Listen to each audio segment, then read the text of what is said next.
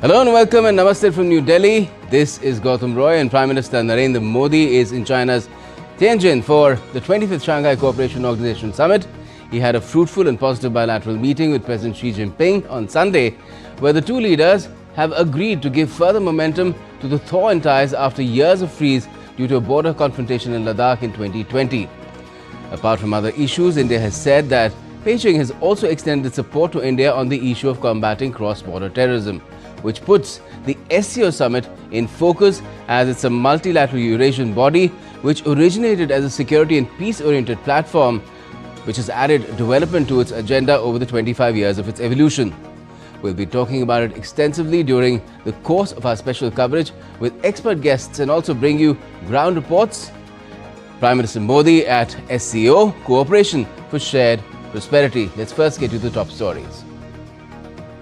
Prime Minister Narendra Modi to address Shanghai Cooperation Organization Summit in Tianjin, also to meet and hold a bilateral meeting with the Russian President Vladimir Putin.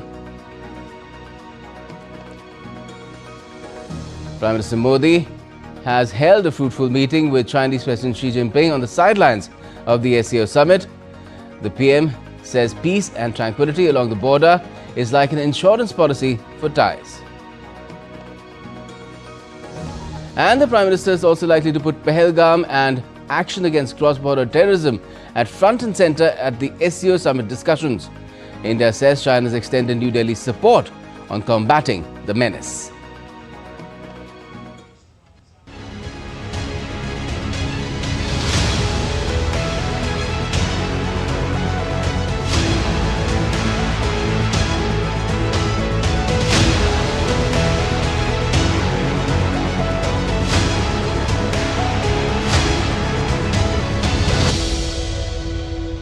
Okay, let's first give you quick highlights of what is expected through the day today, where Prime Minister Modi will address the plenary session of the Shanghai Cooperation Organization Summit in Tianjin on Monday, just a short while from now.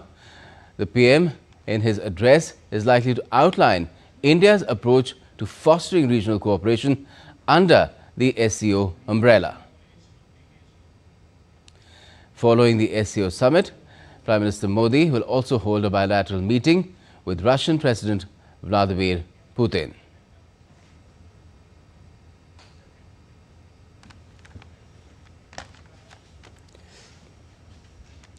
Now, the 25th Shanghai Cooperation Organization Summit is underway, bringing together 20 world leaders in a powerful display of diplomacy and strategic dialogue.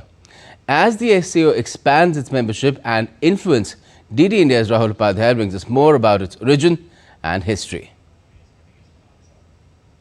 The northern Chinese port city of Tianjin is at the heart of global diplomacy as it hosts the 25th Shanghai Cooperation Organization Summit, bringing together 20 world leaders from across Asia, Europe and beyond. Among the key figures attending the summit are Indian Prime Minister Narendra Modi and Russian President Vladimir Putin, underscoring the summit's strategic significance. Held under the resonant theme Promoting the Shanghai Spirit, SCO in Action, the summit marks a pivotal moment for multilateral cooperation. Over the next 2 days, leaders will engage in high-level dialogues, bilateral meetings and joint declarations aimed at strengthening security frameworks, boosting trade and addressing pressing global challenges.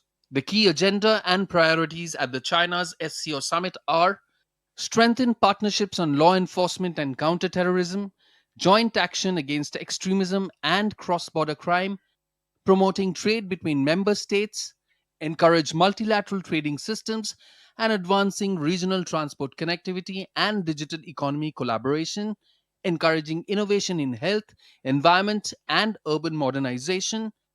The Shanghai Cooperation Organization or SCO was established on June 15, 2001 by China along with Russia, Kazakhstan, Kyrgyzstan, Uzbekistan and Tajikistan. India, Iran and Pakistan were granted the observer status initially, but in the year 2015, SCO decided to admit India and Pakistan as full members and the two joined SCO formally as full members in 2017. In 2023, Iran was granted the status of a member state at SCO summit that was hosted by India. Last year, on July 4th, 2024, Belarus was admitted as a new member. As per the SCO Charter, Russian and Chinese are the only two official languages of SCO. As Tianjin plays host to this landmark summit, the world watches closely. With expanding membership and ambitious goals, the SCO continues to evolve as a powerful platform for regional stability and cooperation. With Amit Mukherjee, Rahul Upadhyay reports for DD India. Now, let's also tell you what's really set the stage for the SCO Summit's meaty deliberations and discussions today. Prime Minister Modi and President Xi met in Tianjin and reaffirmed their shared commitment to peace along the border, a cornerstone for advancing bilateral ties. With last year's troop disengagement holding firm, both the leaders expressed satisfaction over the calm that has followed and pledged to pursue a fair and mutually acceptable resolution to the boundary question. Let's look at this report on the highlights of the meeting. Prime Minister Modi met President Xi in Tianjin during the 25th SCO summit, marking a key geopolitical moment amid rising US trade tensions. It is PM Modi's first China visit in 7 years and their first bilateral in 10 months. Both leaders voiced optimism since their last meeting in Kazan. They spoke about their respective understanding of principles for bilateral relations, which it is expected will help guide the future work of the two sides as we work on other aspects of the relationship. The two leaders also shared a consensus on the fact that differences should not be allowed to be turned into disputes.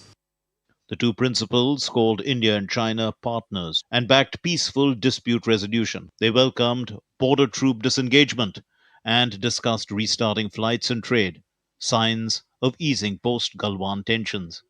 They supported recent progress by special representatives and agreed to strengthen their efforts. The boundary issue also figured in the discussions. Both leaders took note of the successful disengagement last year. I want to highlight or draw your attention to the outcomes of the 24th round of talks between the special representatives of India and China on the boundary question. They encourage the efforts of the SRs. A stable relationship and cooperation between India and China and their 2.8 billion peoples on the basis of mutual respect, mutual interest, and mutual sensitivity are necessary for the growth and development of the two countries, as well as for a multipolar world and a multipolar Asia, befitting the trends of the 21st century, said the Ministry of External Affairs in a statement. Both sides stressed on strategic autonomy and resisting outside influence. With 20 leaders at the SCO summit, the forum is a key counterbalance to Western dominance, and India's active role shows its intent to engage both East and West. PM Modi and President Xi emphasized boosting people-to-people links through flights and visas, building on the Kailash Mansarovar Yatra restart. On trade, they stressed strategic cooperation to expand investment and reduce deficits, recognizing their economy's global impact. Both leaders agreed to deepen cooperation on terrorism, fair trade, and global challenges. PM Modi also met senior Chinese Communist Party leader Chai Chi to advance bilateral goals, with Xi affirming China's commitment to stronger ties. The Modi-Xi meeting isn't just diplomacy, it is a strategic signal that India and China can collaborate without external influence. Bureau Report, DD India. Now, the Modi-Xi meeting assumes significance in the light of new geopolitical realities and the re-emergence of strategic autonomy. Jessica Taneja reports from Tianjin. Prime Minister Narendra Modi met Chinese President Xi Jinping on Sunday to review the progress of India-China bilateral relations since their previous meeting in Kazan last year. PM Modi emphasized that stable and amicable ties between their countries is essential for economic growth, advancing reformed multilateralism and fostering a multipolar world and Asia. हमारे special representatives के बीच border management के संबंध में सहमति बनी कैलाश मानसरोवर यात्रा फिर से शुरू की। दोनों देशों के बीच डायरेक्ट फ्लाइट भी फिर से शुरू की जा रही है। हमारे सहयोग से दोनों देशों के 2.8 बिलियन लोगों के हित जुड़े हुए। इससे पूरी मानवता के कल्याण का मार्ग भी प्रशस्त होगा। Echoing similar sentiments, Chinese president stressed that it is time for the dragon and the elephant come together amidst changing geopolitical world order. China and India are two ancient civilizations in the East. We are the world's two most populous countries, and we are also important members of the global South. We both shoulder the historical responsibility of improving the well-being of our two peoples, promoting the solidarity and rejuvenation of developing countries, and propelling the progress of human society. It is the right choice for both sides to be friends who have good neighborly and amicable ties, partners who enable each other's success, and to have the dragon and the elephant dance together. They reaffirmed their support for ongoing discussions led by the two special representatives focused on resolving the long-standing boundary question. During the talks, PM Modi and President Xi agreed to further promote people-to-people exchanges, recognizing the significance of cultural and educational interactions for deepening mutual understanding. Both sides also highlighted the importance of predictable economic and trade cooperation between India and China in stabilizing the global economy. With inputs from Jessica Taneja in Tianjin, China, Bureau Report, DD India. All right, let's now take you across live to Jessica Taneja joining us from Tianjin. Ni hao, Jessica. After that key bilateral with President Xi, Prime Minister Modi is participating very shortly in the SCO summit, the substantial part of it beginning, like I said, very, very shortly. Now, how has the Modi-Xi meeting set the tone for a consensual and action-oriented outcome for the multilateral gathering of leaders there where you are? Ni hao, Gautam, to you and our viewers out there across the world. An important day for India here at the SCO summit, and begin by telling our viewers about how the Chinese media is covering it. And if you look at the China Daily, which is one of the most prominent English newspapers in the country, you see the front page is Prime Minister Modi along with President Xi Jinping saying that this partnership has seen as vital for Sino-Indian relations, and this is the front page. And interestingly, if you'd see, there is a very small mention of Pakistan President Asif Ali Zardari, and his message seems to be on page 4, while President Xi and Prime Minister Modi's picture is, and the headline is on the front page. So it goes on to say a lot on how important this visit was. On anticipated lines as well, you heard from the Foreign Secretary Vikram Misri yesterday talk about the material and the discussions of that took place yesterday between Prime Minister Modi and President Xi, and particularly taking all aspects of their relationship into account, not just the border question, trade connectivity, also making sure to point out that differences should not become disputes, because both countries are trade partners. In fact, China is India's largest trade partner. We share a 3,500-kilometer border, as well as an important civilizational connect as well, apart from, of course, other aspects of this relationship. So the focus was really on all aspects of it, not limited to the border question, which the two time and again have been addressing now, especially with this with the SR level talks. You saw the visit of Wang Yi, the Chinese foreign minister in India, and both the leaders yesterday did acknowledge the fact that these special representative talks have been able to be fruitful and give an engaging momentum to the relationship, especially when it comes to trade. So, and also not to forget that the sensitivities around the trade deficit, which Foreign Secretary Vikram Misri pointed out, is also being taken into consideration because there is a $99 or $98 billion trade deficit with China. So certainly bridging that and bringing in more Chinese investment is certainly going to help bring that momentum, especially when there is now an understanding of sorts that there is peace and tranquility at the border, so that resumption of trade can go ahead. Yes, well, trade never really stopped, but it's just that, yes, there is a huge trade deficit that needs some sort of balancing, and perhaps investments are the ones which need to be looked at between the two countries as well. Jessica, just stay with me and let me just introduce our guests as well this morning who are with us. We have Ambassador C. Rajshekhar, former senior diplomat and former DG ICCR, with us, as well as Professor Sanjay Bhardwaj, School of International Studies at the Jawaharlal Nehru University in Delhi. Good morning to you too, and ni hao as well, gentlemen. Thank you, Ambassador C. Rajshekhar. You've been through, these days with us since Prime Minister Modi has been in both Japan as well as China. Let me just ask Jessica a couple of questions, and I'll come to you, gentlemen, as well. Now, Jessica, in the past summits, we've seen how the SCO stance on terrorism has been somewhat inconsistent. Is that likely to change this time around because of the kind of talks that the PMs had with President Xi yesterday?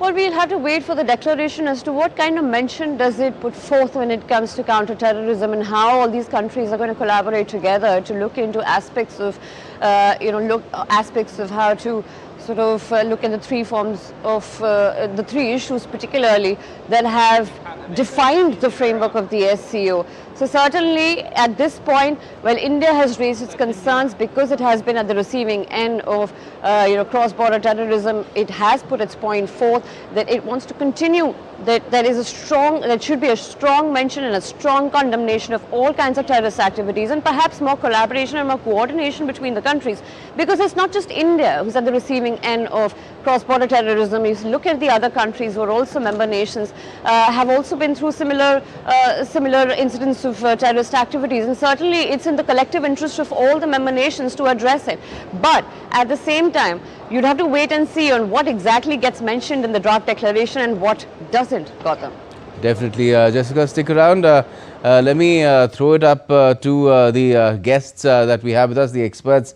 Ambassador Rajshekhar, if I could come to you. Now, since President Xi mentioned it just yesterday that the dragon and the elephant should dance together, do you think a beginning of that might be made today itself in Tianjin as far as the SCO summit is concerned? Thank you very much. It's very nice to join this important discussion. Yesterday's summit meeting set the right tone for both the future direction of India-China important relationship, partnership, and also for this particular Shanghai Cooperation Organization 25th summit. The important things are that, totally there was cordiality, complete understanding, and positivity. That sets the tone for the rest of the conversations and summit proceedings also. You asked the particular question of terrorism. On terrorism, both leaders have agreed to cooperate and showed understanding and support to each other's efforts. And all along they supported peace. They said, we will work, we are committed to work towards promoting peace and prosperity, which means there cannot be peace without tranquility on the borders. So they agreed, and they also agreed that the border question shall be settled based on historical and strategic perspective, that India and China friendship is not only a matter of two countries, but it holds significance for the promotion of multipolar Asia and multipolar world.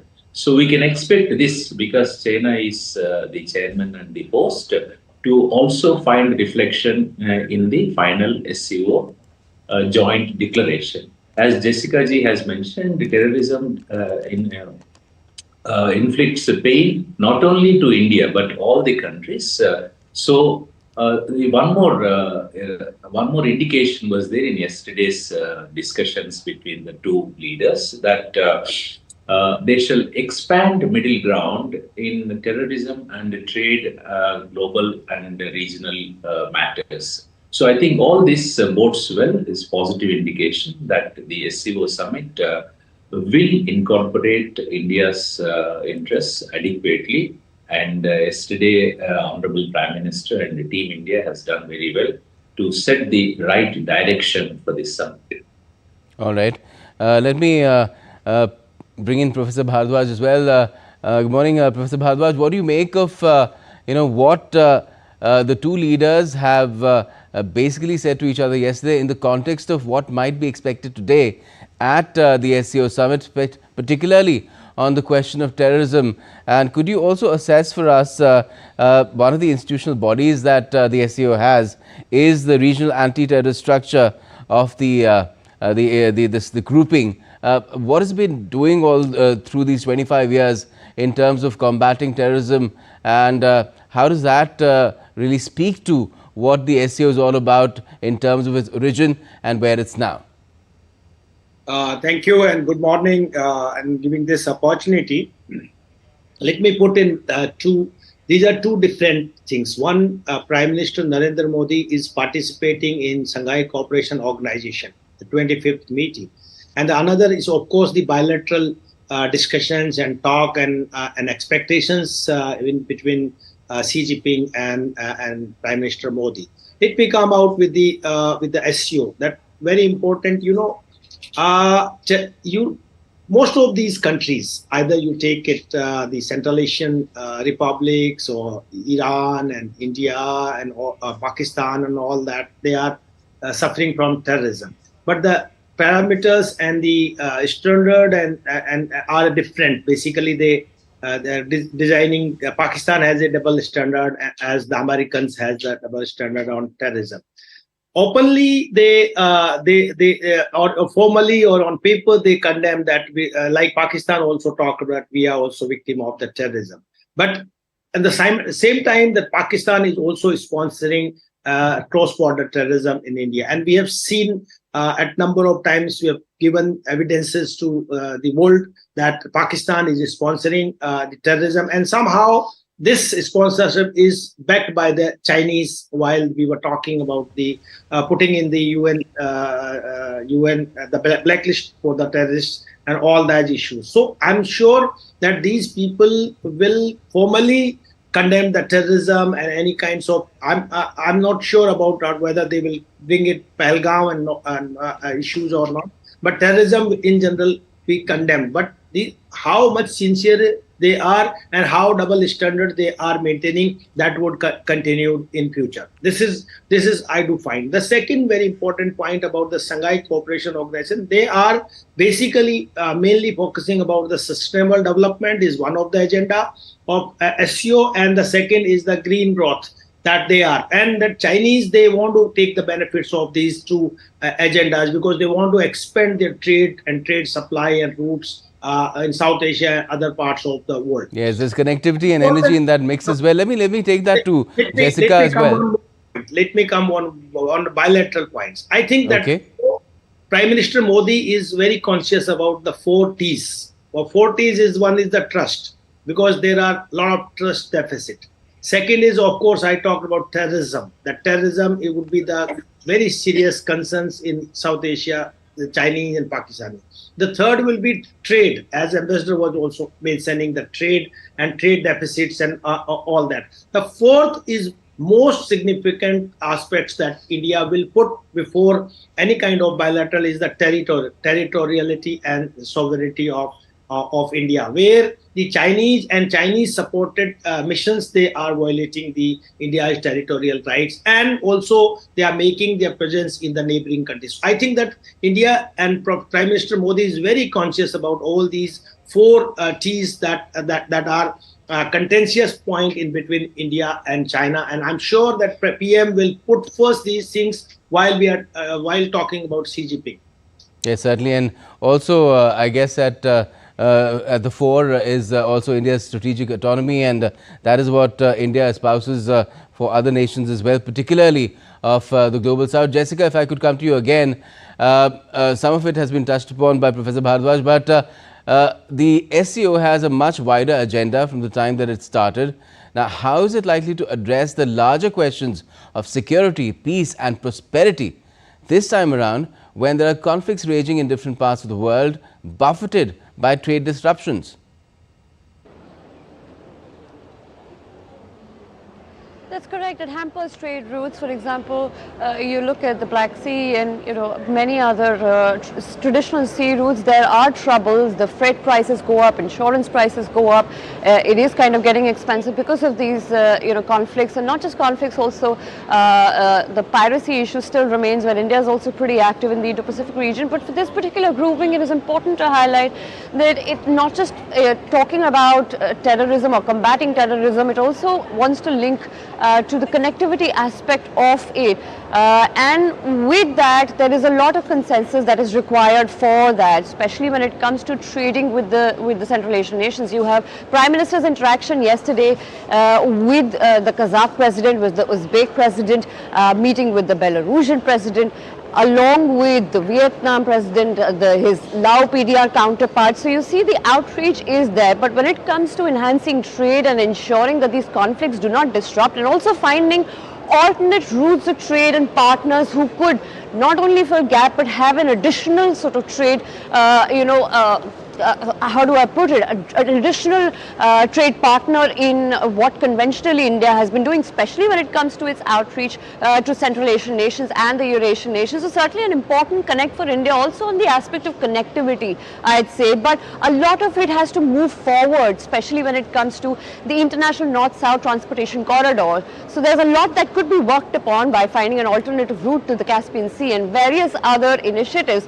But we'll see in the evening, Gautam, when the declaration is put forth as to what is really discussed when it comes to connectivity of these nations, especially the 10 member nations that are part of it, and the dialogue partners along with the observers. Okay. With the situation changing between, with the thaw that is taking place between India and China, if I could come to you, Ambassador Rajshekhar, do you feel that, because earlier we've seen, even on the issue of connectivity, India and China diverging? I mean, China has talked about the BRI, the Belt Road Initiative. India talks about North-South Corridor. Now it's IMEC as well that is in the mix. But do you think if things go in the positive direction, the way the thaw has been initiated, if normalcy restored, and then we go beyond that as well, and these are all big ifs, there could be convergence even on these issues of connectivity?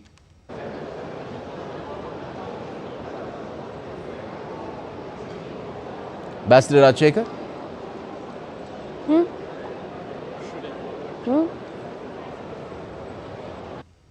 We seem to be having some trouble with that link. Professor Sanjay Bhardwaj, if you're with us, could you take up that question, please? Who wants to connect? Basically, the Chinese, they had come out with a different project, like BCIM is one of the projects they wanted to connect with South Asian nations. But the other connectivity projects are quite disputed in case of China, like China-Pakistan economic corridor that violates the India's sovereignty and territorial integrity in Kashmir. So we are not endorsing all the connectivity projects what the Chinese are coming out. They are also coming out with the China-Myanmar economic corridors, and that is also reaching to the Bay of Bengal. So I think whatever it concerns to the India's strategic depth and India's strategic interest in South Asia regions, we do not endorse it. But very important point you have raised about connecting with the Central Asian Republic, that international north-south transport economic corridor that connects from India to Iran to Central Asian republics, and it reaches to Russia. And I think if this project will come out, and then India will have very easy access to all the Central Asian republics. They are also part of the Shanghai Cooperation Organization. And through our Connect Central Asia policy, we are trying to connect with the different projects. We wanted to have energy cooperations with the Central Asian Republic through Tapi gas pipeline, and that could not, the work is there, but it could not reach to India yet. And there are a lot of hurdles and security issues are from Pakistan side and Afghanistan side. We are also looking forward to have a gas pipeline from Iran, Pakistan and India. That also not has come out. And the international basically players or international agencies, they are also apprehensive about that how much it would be viable to connect with the Central Asian republics through gas pipeline, while Pakistan and Afghanistan is the hub for the terrorism and fundamentalism and extremism, and they are also not. They are also defying the very state of the and the people within their country. So it's a concerning point, and the one more point that I would like to mention in here, that China basically that they are connecting to Central Asian Republic that by two ways.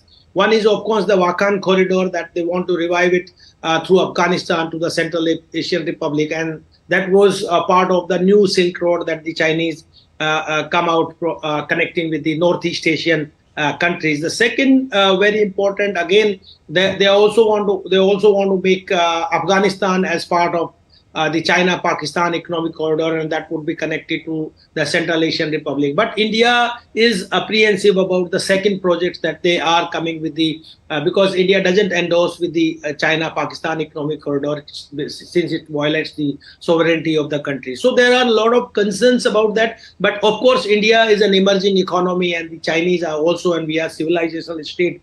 If the Chinese, they are coming with the positive gestures, and they doesn't hamper and doesn't provoke the neighboring countries against India, but that they had been doing in the last decade, that we have seen they have made their embassy in Nepal as their political party, and they are also working in Maldives as a political factor, political party, and supporting Muizu and bringing out the slogans like India out and all that. And Pakistan and all these countries we have seen in the past. So my point is there that this trust deficit is very significant point. Until we will not have full trust that the Chinese will not breach what they breached in 1962, and Chinese will not breach again. They have breached in the Galwan and the eastern Ladakh region. So these are the two very significant things that we are very consciously dealing with any kind of supply chain and connectivity projects with the Chinese, and where the Chinese inferior motives are quite witness in that. One more important point that we were also looking, that the way the Chinese are also making their presence in the Indian Ocean region, how much they are taking India into confidence is again a bigger question. And this was one of the factors that India inclined to join the larger Indo-Pacific strategy and Quad, because we wanted to protect our trade interest through the Indian Ocean to the South China Sea. So my point is very clear that we are very careful about, while we are dealing the trade and connectivity issues with China. Of course, we want to have a very constructive, positive engagement on case of trade, because the way the Trump administration is coming out with the tariff ace, and that has created a lot of issues and problems for India. So India is trying to diversify and looking new avenues for their export to the European countries, to the Southeast Asian countries. So India will try to emphasize like India, Europe, Middle East, Europe economic corridor, if that would also work, and will try to connect through the Southeast Asia, basically what we have through East Asia. What I'm drawing from you, Professor Bhardwaj, is that it seems that a lot of people here in India, you're an academician, are moving from total distrust of China to a mix, a tentative mix of optimism and pessimism, caution coupled with hope as well, because of what's been happening since October last year. And the high point now, the new high point, is what's happened yesterday. Now, Ambassador Rajshekhar, contextualize this with the kind of possibilities that are there, that both India and China can see very clearly if ties head in the right direction. But at the same time, it seems that it will have to be observed very closely as to what the Chinese do. Do their words, are they followed by action? Yeah. Am I audible? Yes, now you are. Yeah, thank you. So Professor Bharadwaj has struck the right note of caution, that essentially in statecraft, we take the words, the talk, but we have to see the walk of the talk. So we follow the standard yardstick of trust but verify. In case of difficult relationships, we mistrust and verify. So that is the yardstick that we follow. That is very essential, because we cannot afford. It is not a personal management, personal relationship, but it is between a very large 1.4 billion strong country. We approach with due caution. That is, of course, goes without saying. So is the other side also. Having said that, what is important is relationship has gone to the rock bottom in 2020, resulting in skirmishes and also loss of life. So both sides have been realizing that the relationship has to be repaired and set back on the right track. It has been there. But the context has been the US president's approach to geopolitical scenario that has provided what we say, the tailwind for not only China and India to come together. The whole world is heading towards greater cooperation, greater collaboration, working together. So that is the broad global context. And in particular here, this organization SCO has been growing for the last 25 years. And India has been a member, not simply yesterday because of a certain development in the West. We have been a member, full member since 2017. And also we had posted in 2022-23, and we have made important contributions to the SCO growth in the areas of health, innovation, and cultural ties, expansion of relations. So we have been a positive force. Now, what yesterday has happened is very useful, is that the two leaders at the summit level, since last SCO summit in Kazan, they have agreed that we shall be approaching each other as development partners, not as rivals. This is the first thing.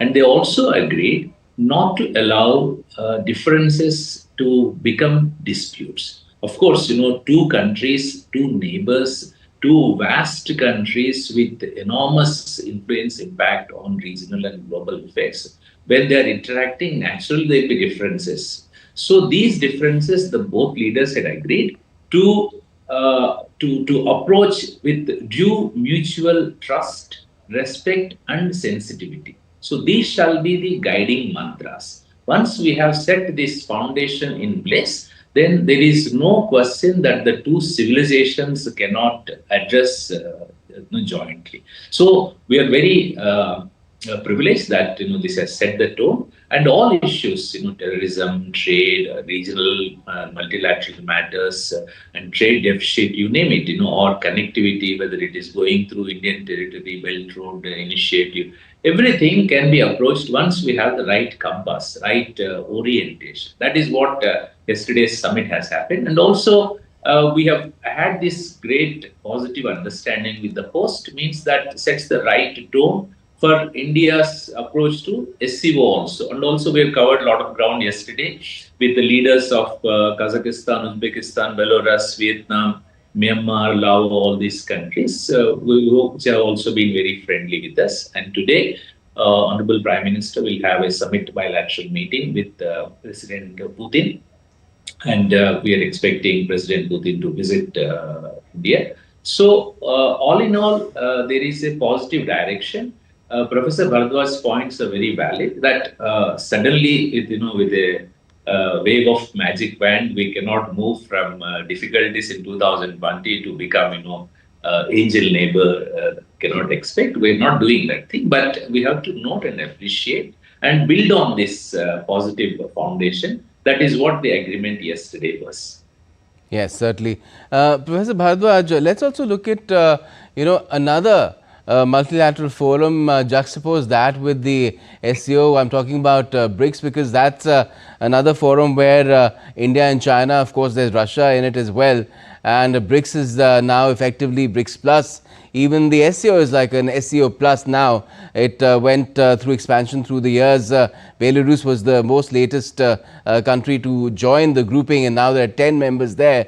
BRICS 2, its numbers are swelling, and it's not been very appealing for Donald Trump. But what does it really spell out for the Global South in terms of if in years to come there's convergence in what the SCO and the BRICS are trying to do if things keep moving in this positive direction which has been initiated? Okay, let me put in this way that yeah, West versus Rest, but in this West versus Rest, how the rest is united? That's a very important question. The SCO's primary motive was security and cooperation, and that was also, you know, most of these SCO countries are undemocratic. India is the only democracy doing fairly in the world parameter fairly better in democratic index. So you can see that the other countries are undemocratic. So there are the issues that how these countries would actually cope and have the dialogue with the West on the critical issues of security, trade, environment, agriculture, and all the issues. BRICS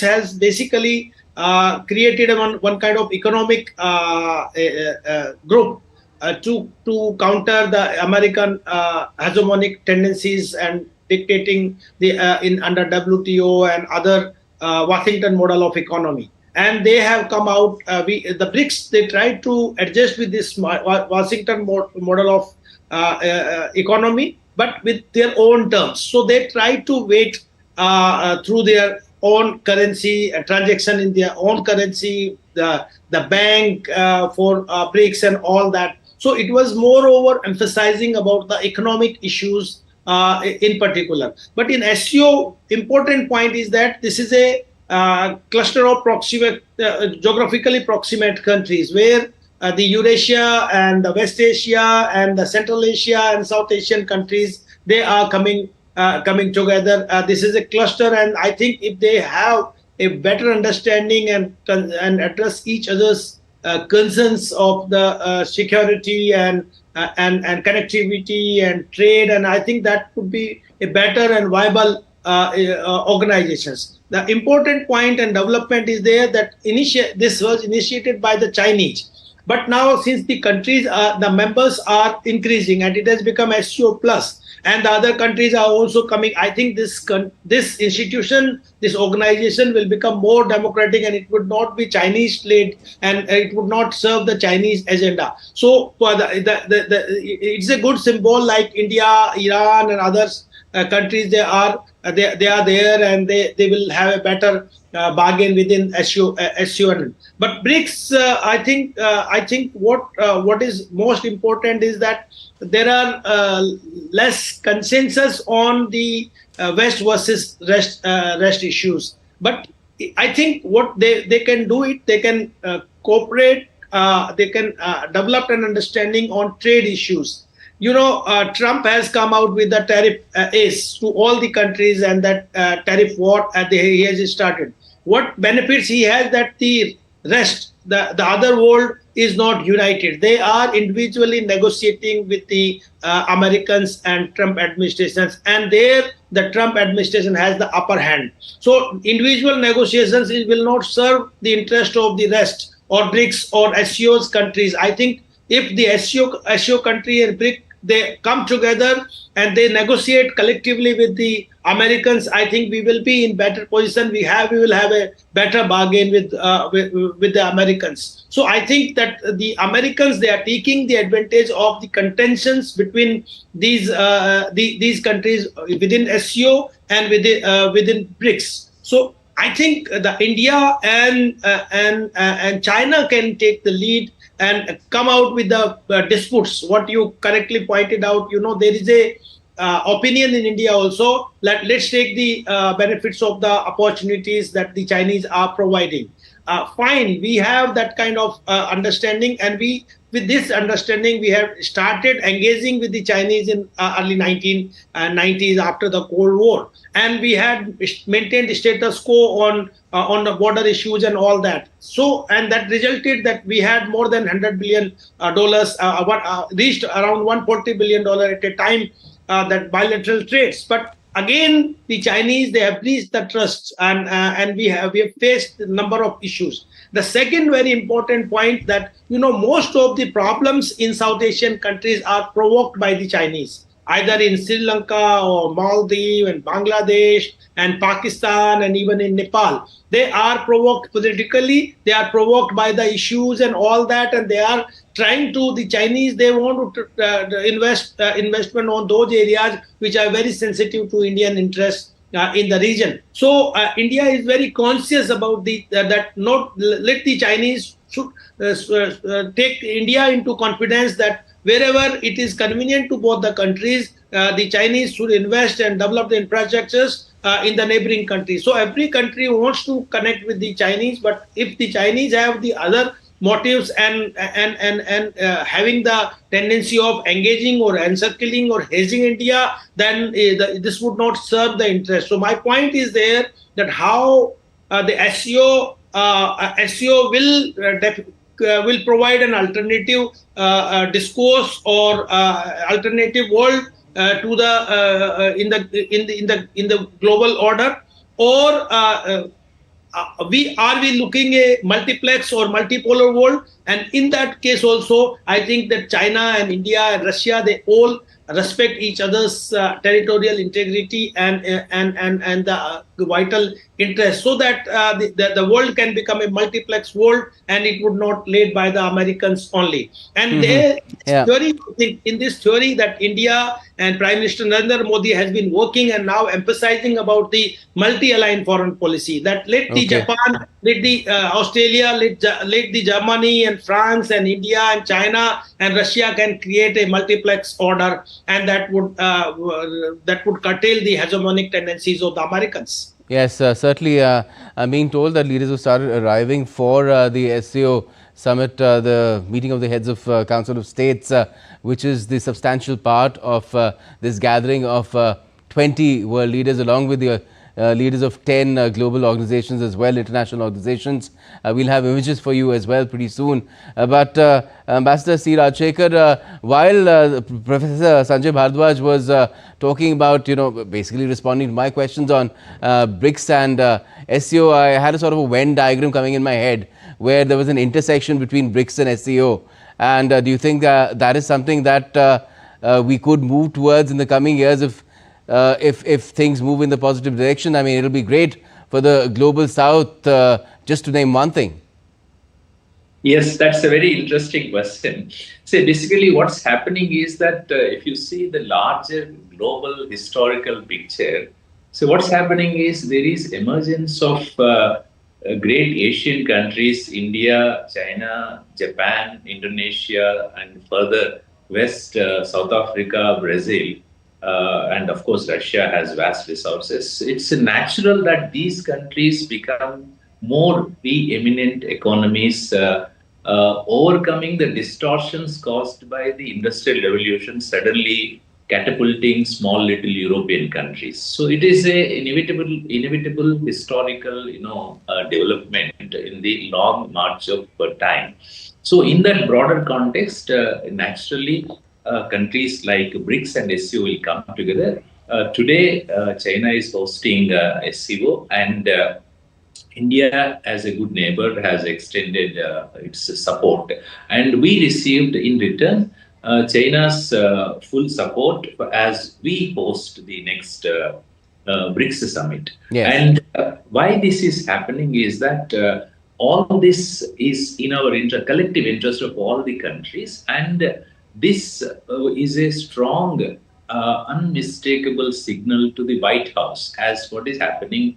You're talking about reset in relations between China and India. Similarly, this is all to prompt and nudge to the manner that is feasible to cause a reset in the White House also, that there has been a historical consensus on the institution building for fair trade. Fair trade will help all the countries, not only one country. And fair trade has been it has evolved through institutions like WTO. There is a consensus, and each country will open up commensurate with the state of economic development of that country. But what is happening is that abrupt, sudden, and provocative, arbitrary imposition of tariffs. So, if you see today, the SCO summit will send a very strong signal supporting fair trade, and this is important because collectively the rest of the world, will decide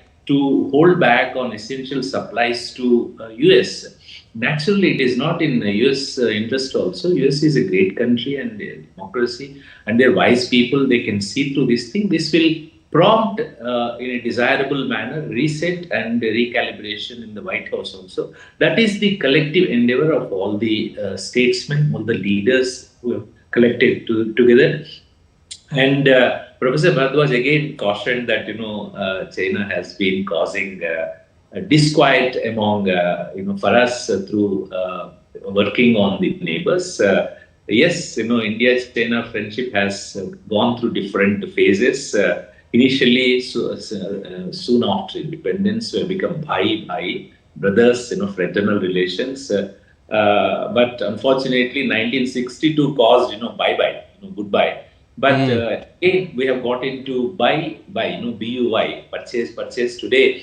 India, a very large trade partners, 100 billion plus, and I think it's heading to even growing rapidly, exponentially, 130 billion already. So our task, as statesmen, as foreign policy establishment, is that we have to ensure these pious utterances. Yesterday, all wonderful words that we have developed partners. We are not rivals, and we shall prevent differences from becoming disputes. So it is our management capacity, and we have enough wisdom in India and also civilization of China to ensure that we convert all these pious utterances into good neighborly relationship, because this is good not only for me, it's good for China also. It is a positive development for the region, for the world, because we want all of us to ensure that it becomes multipolar world and becomes Asian century. It takes all of us to work together. I think that wisdom has to dawn, and today's 25th summit of SCO can go down as a major milestone in that important direction. It's also because, Professor Bharadwaj, one thing that China wants to do since the reference of Donald Trump and what he's done with the tariffs has come is champion globalization, champion free trade.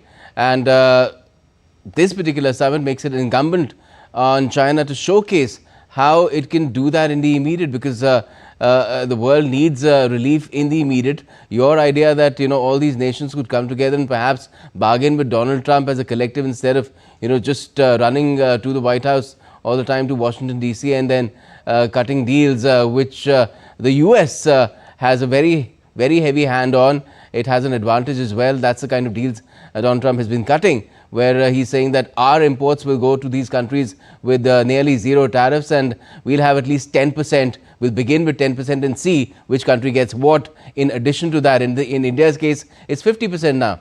So do you feel that this responsibility on China to showcase and to demonstrate really that it's a champion of globalization and free trade will be reflected here in what it does in the SCO as well, and it will get support if it does that from even India?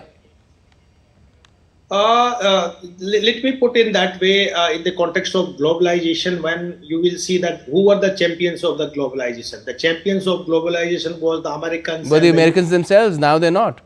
Now they themselves is talking about deglobalizations, and they are trying to make America great again, and they are demoralizing any kind of trade and trade regimes and all that.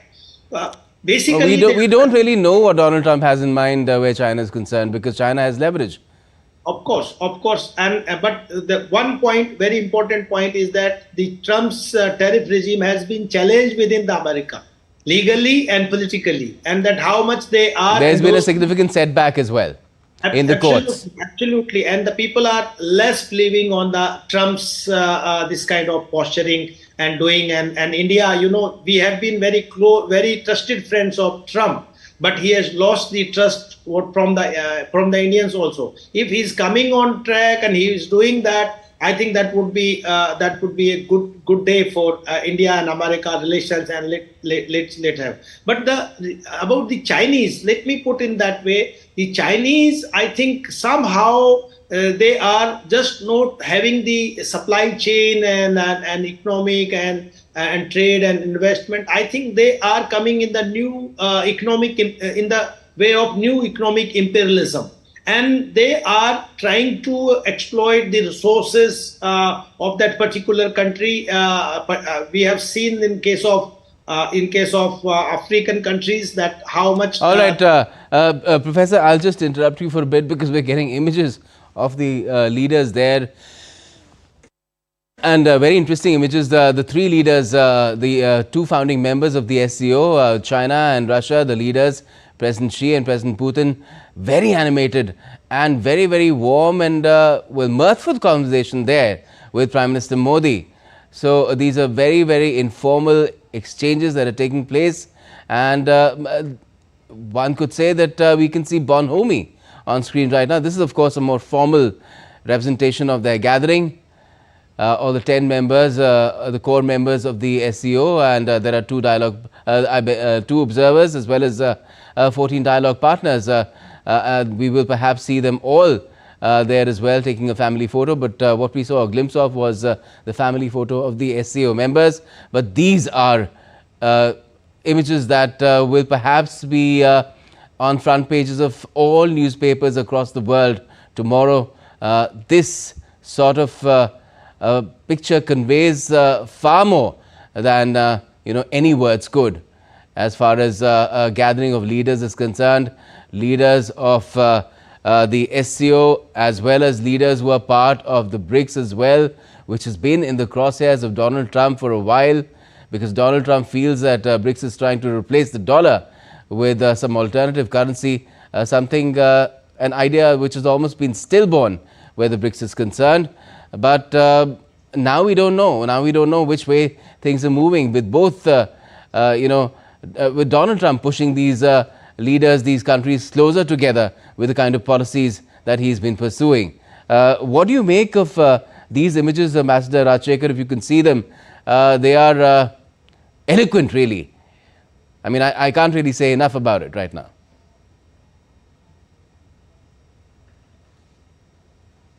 Ambassador Rajshekhar, can you hear me?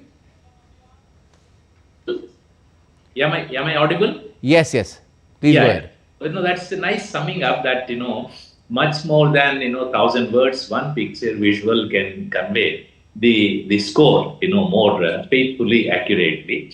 And it is not lost in other capitals, which will be very closely following. As I said, the White House also will sit up and see that they cannot push, countries, important nations like India, with this arbitrary, irrational, rather, troublesome tariffs, because that is unwittingly pushing all the countries, beginning with India, into sticking together. And also, this is not in the US and West best interest that India and China come together. Actually, the West would like very much India to grow and expand as a strong, economically strong democracy, not going into a closer, tighter embrace of Russia and China. Not only these three countries, but all the countries, they were coming together. Today it is SCO and also later BRICS. So what President Trump is doing is producing the result exactly the opposite of his intentions. And Professor Bharadwaj has rightly said, it is ironic that the US and the West, which have been the strong champions and supporters of global trade, today are erecting the walls of protectionism through imposition of tariff. But there is a limit to what the governments can do, what governments can control, because investment and trade, like water, they find their level. So if they find an economy, a nation secure in terms of their investment and producing good returns, naturally, regardless of any governmental diktat or direction, it will flow. And these rest of the world coming together and sending this powerful signal will inevitably hurt, in case there is no course correction from the US and the West. And in fact, EU also, EU, Japan, South Korea also are sending the same thing, that we need to work together, not work arbitrarily. We have to develop consensus. This is a collective effort, ongoing effort, and Professor Bharadwaj made an important point that we shall all, work towards promotion of trade and see that the US tariffs, in terms of US tariffs context, that we do not come off as individual weaker interlocutors to the US, but collectively, perhaps the leaders have already. There is the agenda item as to how to promote multilateral trade. So in that context, we can expect, some decisions, how to promote closer and greater economic commercial cooperation between among these countries. There may be some, appointment of a task force to closely collaborate and coordinate on day-to-day and on regular basis. So we have to wait and see very interesting developments to follow. This bonhomie that you see in visual bodes very well that major countries, China, Russia and India in sync, in tight lock in step. So this is very good. We can expect consensus-based and important decisions for collective good to promote multipolarity and also to usher in Asian century. Yes, certainly. Ambassador Rajshekhar, I'm being told that I have to thank you because at this point, because we have you for this time only. So thank you so much for joining us. But let's play those pictures once again if we can. If I can ask my panel to play those images once again, because these are the kind of images that really encapsulate what's really going on when leaders gather. Leaders of international stature. What you saw essentially in those pictures, because I want to explain it a little further, is initially a conversation between Prime Minister Modi, President Xi and President Putin, and all the others who are gathered in that picture is essentially interpreters, because their core languages are different, but they can, if they want, they can switch to English as well. But they feel that better communication takes place when one speaks in one's own language, and then the interpreters can convey what has been said. So that's what is happening here essentially. So it's essentially just these three leaders there having a very animated and very warm, mirthful conversation. You can make out that very clearly from Prime Minister Modi's face and his gestures. And this is another very interesting picture. Prime Minister Modi and President Putin walking by, and Shahbaz Sharif, Pakistan's Prime Minister, looking as if he wants to fade into the background and not move one muscle, not even twitch. That again is a very, very interesting image to just keep. What the thought that was running in my mind is I would love it if somebody could purchase some time slot in that big LED screen that runs on Times Square and plays this footage in loop. That in itself will be a big message across if we have that happening in New York. Professor Sanjay Bharadwaj, your thoughts on these images? Very rightly pointed out about these developments. But very interesting point, you can see that the trust between Prime Minister Narendra Modi and Putin, very, very strong trust and faith on each other. That's the chemistry that Prime Minister Narendra Modi had with Putin, because Russia has been a traditional partner and time-trusted friend of India. And I think from there, last year where there were BRICS summit in Kazan, and from there Putin had become instrumental to bring China and India again, Xi Jinping and India again. And I think from there, we have started rethinking and reviving the relations with the Chinese. And you can see that Indian Defense Minister has visited there, National Security Advisor has visited there, Foreign Minister of Chinese, they came. But the Chinese, how they are posturing. That the Chinese Foreign Minister came here and then he went to Pakistan and then Iran. So, sometimes they are trying to maintain equidistance in case of Pakistan and India. And I think that somehow they are not still having that kind of trust. Now, number two, Putin is also very conscious, though the Chinese and Russia has signed a no-limit partnership. But do they trust on Chinese? Because they have seen in 1969-70 when they had rapprochement with the Americans and they dished the USSR.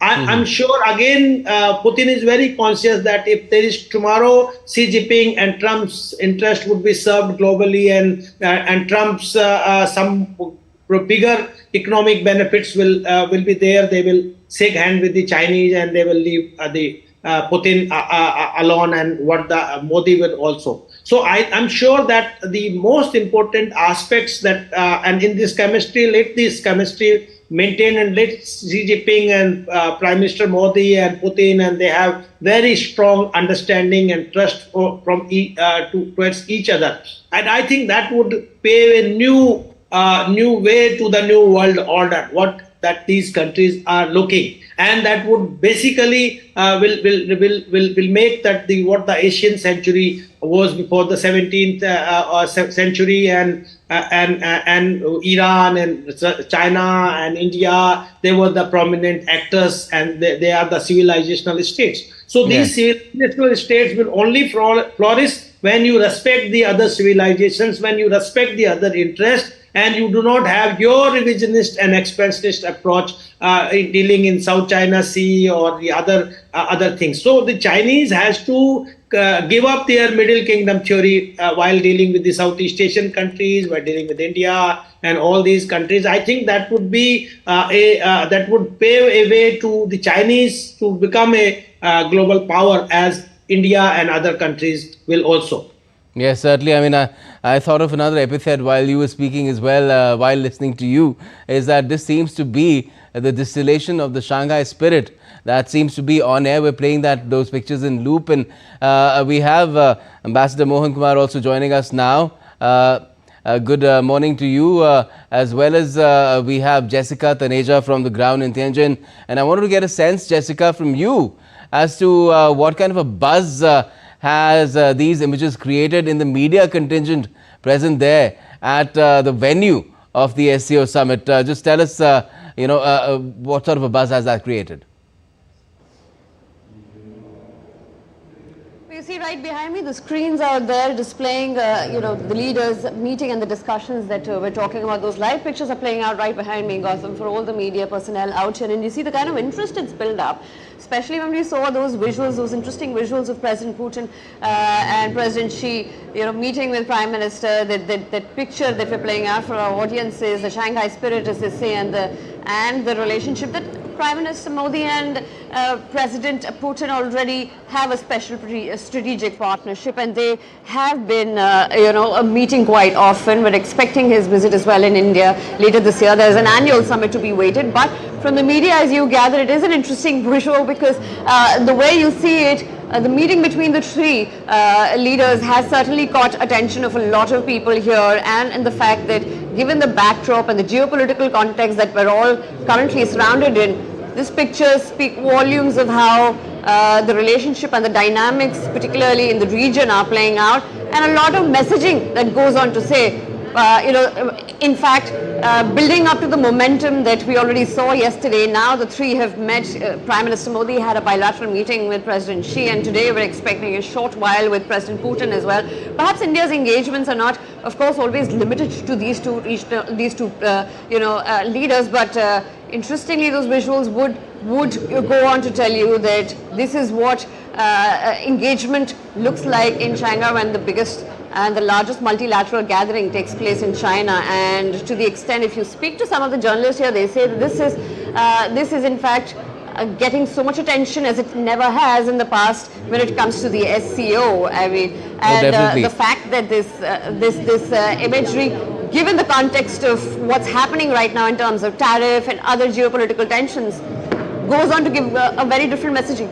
Oh yes, definitely. Ambassador Mohan Kumar, you've joined us at a very evocative moment, even before the substantial part of the SCO summit gets rolling. We see these images that speak limitless words, really. It's almost like an informal RIC meeting, although that format, there's been a lot of speculation around it of late, but it's still to be revived. Sky's the limit, it seems, where these images are concerned. Yes, thank you very much for having me on your show. I think there is a lot of optics associated with this multilateral meeting. I cannot believe that if you're a policy maker and a decision maker in Washington, you are not looking at this very closely just to see the body language and to see what emerges from the meetings. I want to say that from an Indian perspective, this meeting will be extremely critical. This meeting between Prime Minister Modi and President Putin, for a variety of reasons. One, of course, we want to make sure the relationship with Russia is on an even keel and it goes from strength to strength. The second thing is, I think Prime Minister Modi will want to get a first-hand sense from President Putin about the Alaska summit. That's very, very important for India because one has to remember, Gautam, that India wants this war to end. I think the Prime Minister has said more than on one occasion that this is not an era of war. He has said so to President Putin and he has said so to the media. I think we need to have a sense from President Putin now, the end game that President Putin has in mind in Ukraine. This is extremely critical and this can only be done behind closed doors. You can't expect this to be done in a press conference or in front of the media. Since we have this triangular relationship of, I was going to say Pati Patni or wo in a very jocular fashion, but you have this China, Russia, India as well. Russia, India have been friends for a very long time. China now two words that occur to me are bromance and bonhomie, something that we've used earlier as well. Absolutely. So I think, it will also be important for Prime Minister Modi to tell President Putin about the state of the India-China relationship and how we see it. Because as you were saying, and as I think my co-panelist was saying a little while ago, it's also true that Russia may have accepted the current situation vis-a-vis China, but Russia is an extremely proud country, extremely proud people. They cannot be in this situation for too long a time. They will want to get out of this war economy and try to rediscover some of their lost superpower status. I think the fact that he was invited in Alaska by President Trump essentially means that President Putin is no longer an international pariah. There may be an ICC warrant against him, but all great powers are dealing with him. This is what President Putin wanted. But I go back to what I said earlier, which is Prime Minister Modi has to get a clear sense of the end game in Ukraine. And there is nobody better to say this than President Putin himself. So this meeting is important in more ways than one.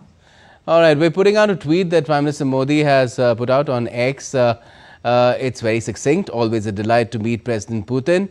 That's because their bilateral meeting is still to be held, and I'm sure we'll hear more about what the two leaders discussed perhaps formally there and not what they've discussed informally when they were chatting with each other ahead of the family photo for the SCO summit. But you can clearly see how warm this meeting itself has been, and I'm sure it will be carried forward as well. Professor Bhardwaj, Prime Minister Modi there being very, very succinct in terms of expressing, because you don't really need to talk too much about India and Russia.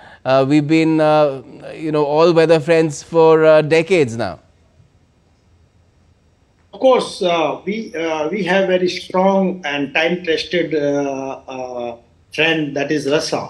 And we are now also, you can see that we are serving each other's interests while Russians are giving energy to India on low price, and India is basically independently purchasing that energy. So India is demonstrating that we have maintained strategic autonomy with the independent foreign policy.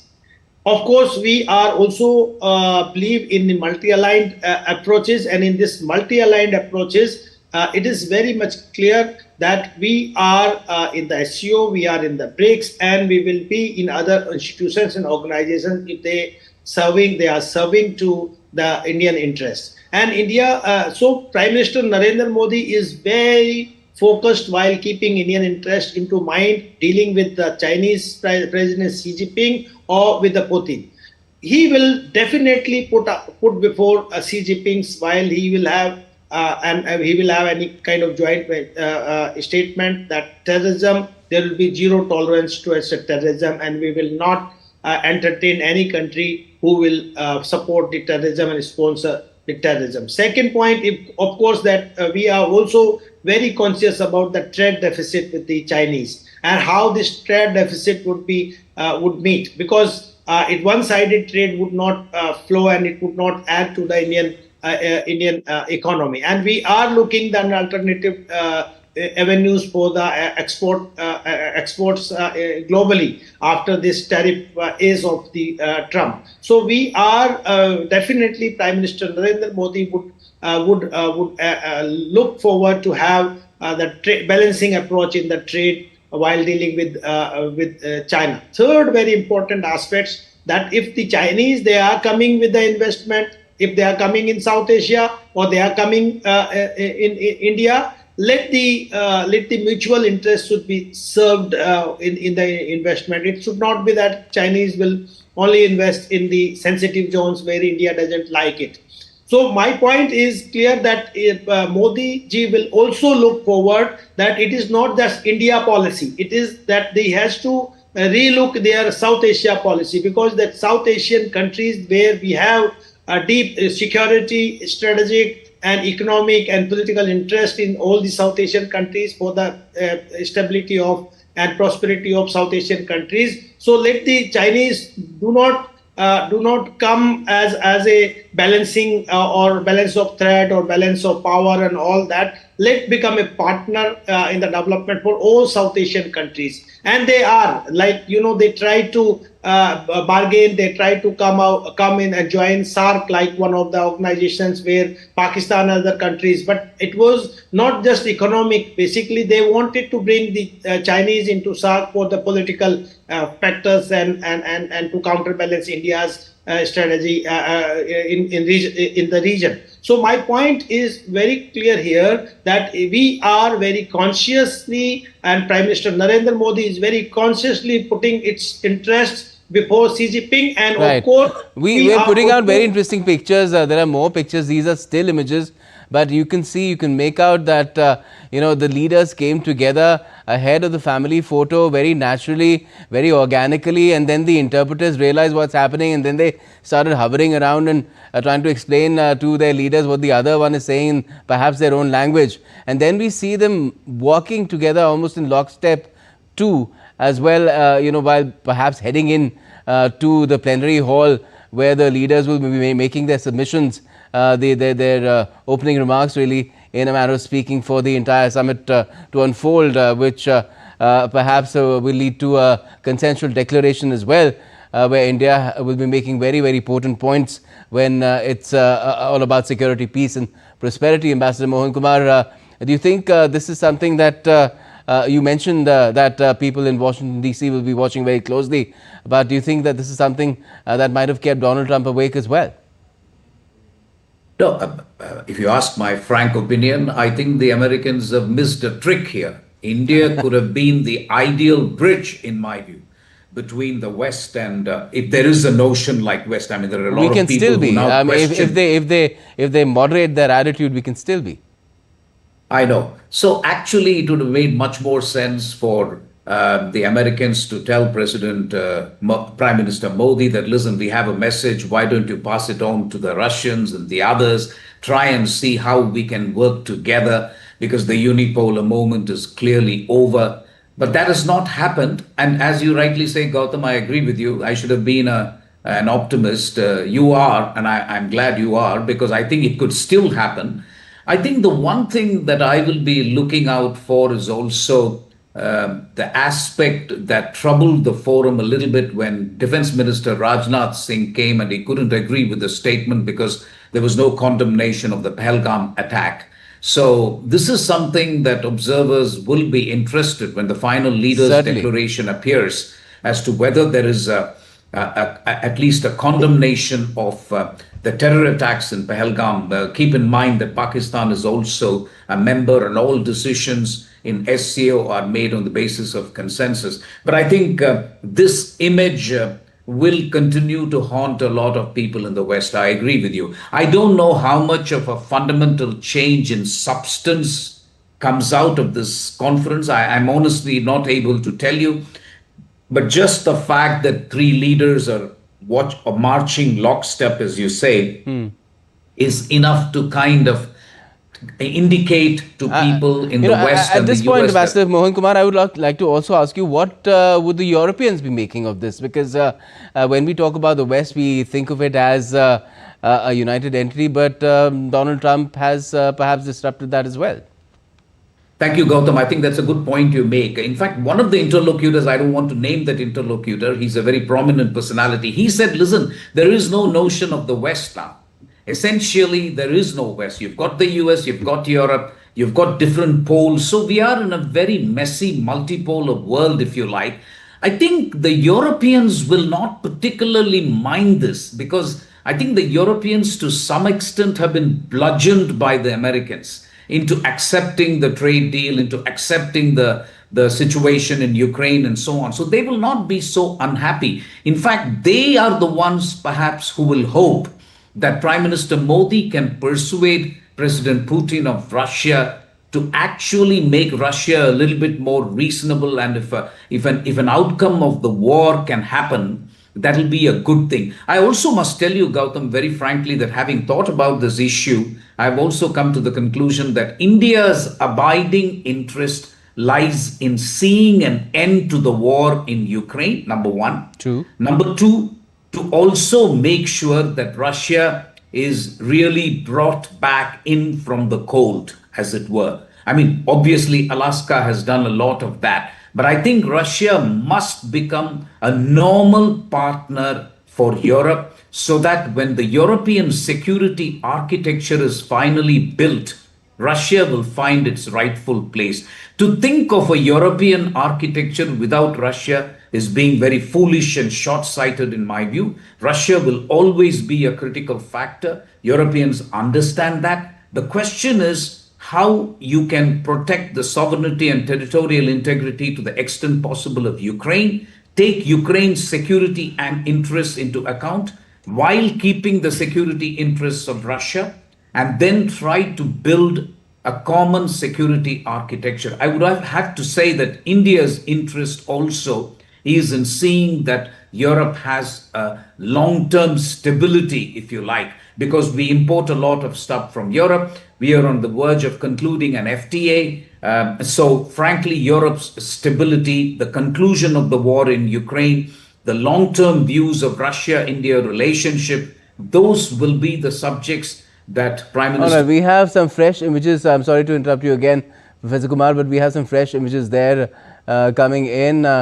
That's, of course, a very animated conversation again between President Putin and Prime Minister Modi there. And then, okay, this is how it really started, that gathering of these three leaders together with their interpreters. It was first President Putin and Prime Minister Modi who sort of ran into each other, walked hand in hand as well, and then approached or went up to where President Xi was, because President Xi essentially, as the host, must have been waiting for all the leaders to gather for the family photo. And while they waited, they had a very nice conversation. Professor Bhardwaj, How does this go forward from here? This bonhomie, how is it capitalized on the moment built upon in Tianjin? What Ambassador has pointed out, that India can play a very constructive, very positive, and very significant role while resolving the conflicts that is taking place in between Ukraine and Russia. And Zelensky also called Prime Minister Modi about the role that he can play in that. So I think it is a time that, it is also very clear that Trump is very transactional. What he is talking, what he is bargaining with Zelensky and with Putin for their economic interest, and where he is eyeing about the critical resource and all that. But Prime Minister Modi is very objective and very, he doesn't have that kind of hidden agendas of what he will get. And I think he can really play a very constructive role to bring the peace between Russia and Ukraine. And I think what he has been repeatedly pointing out while there was G20 summit in Indonesia and in India also, that this is not the time of war. It is a time for the human-centric development of the world, and it is a time, and we should look forward to have Vasudhaiva Kutumbakam. So this kind of mindset Prime Minister Narendra Modi has, and he can become an instrumental to bring peace in East European countries, and that would definitely flourish it. But the question where Ambassador was also talking about that how Europe will come out. I think that entire debate between the Russia and the Europe is the balance of power and balance of threat.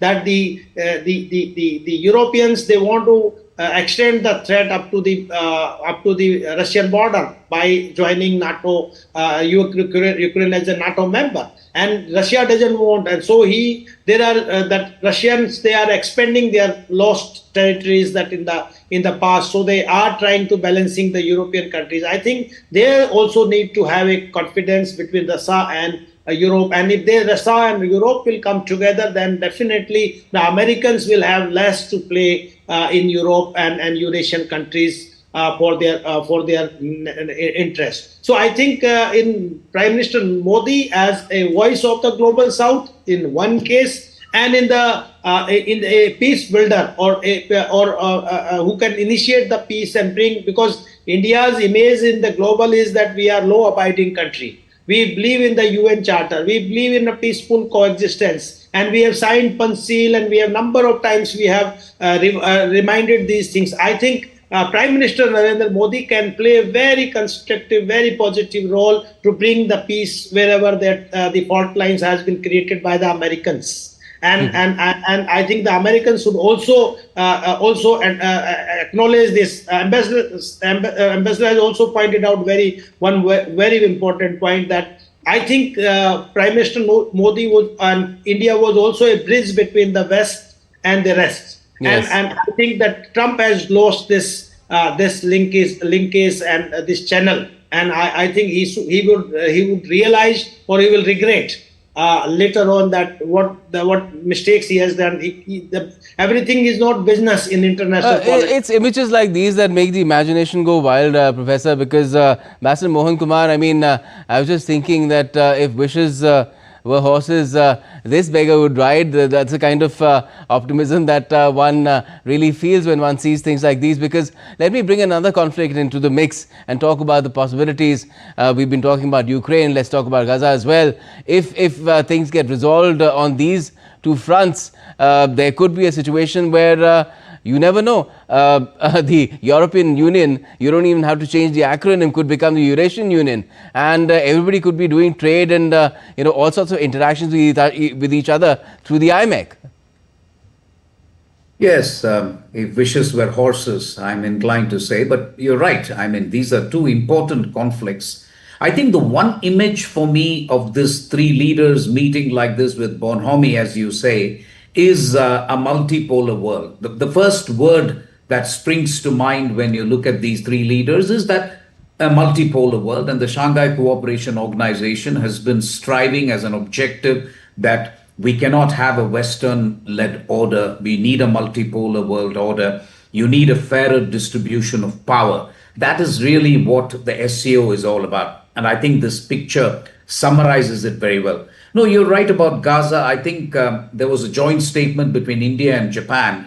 Prime Minister Modi had gone to Japan before coming to Tianjin to attend the SCO summit, and they had asked for better humanitarian relief and more humanitarian action in Gaza. For now, Gautam, I think far be it for us to talk about a solution to the Gaza conflict. What we must all ensure, the collective conscience of the world, is to make sure that there is humanitarian aid, because there has been a lot of suffering without getting into who was responsible and so on. So I think it is humanitarian relief and assistance that should take center stage now. And then at a later stage, SCO, as you rightly say, can play a role. It's the voice of the global South. We can try and put forward. I'm sure the SCO will say something about a two-state solution, although the two-state solution is becoming less and less likely. But I think they will put forward a position on the two-state solution, on humanitarian relief and assistance. And I hope they also say some things about Ukraine, because it is in Russia's interest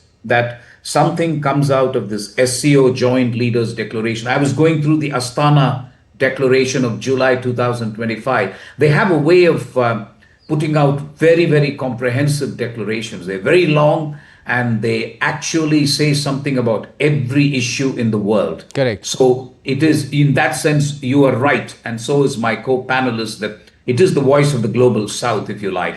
All the countries, with the possible exception of Russia, perhaps. It's difficult to see Russia as being the voice of the global South, but certainly China, India, and other members. So you will find a comprehensive leaders' declaration which will pronounce on every important issue of the world.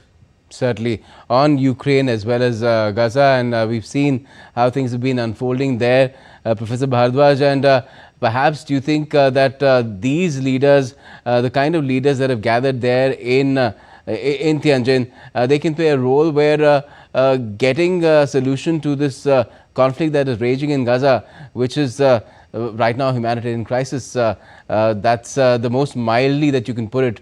But right now we're getting some more images of the leaders now sitting down for the plenary session, and this is where they make their initial submissions.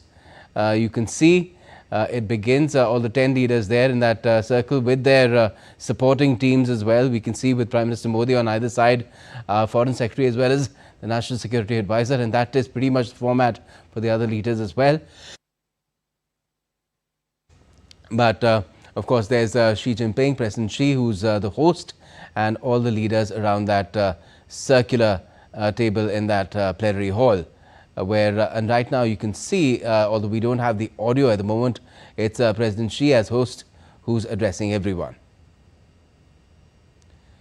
So this is the formal part, the substantial part of the SCO gathering, the summit, or the Council of the Heads of State, as it's really officially called, that you're seeing unfolding in these images. I could perhaps add that this isn't live. We are playing out these images, but it's as good as live. This is how things really take place, and pretty soon we'll get to the content of what the leaders have been saying as well, particularly Prime Minister Modi.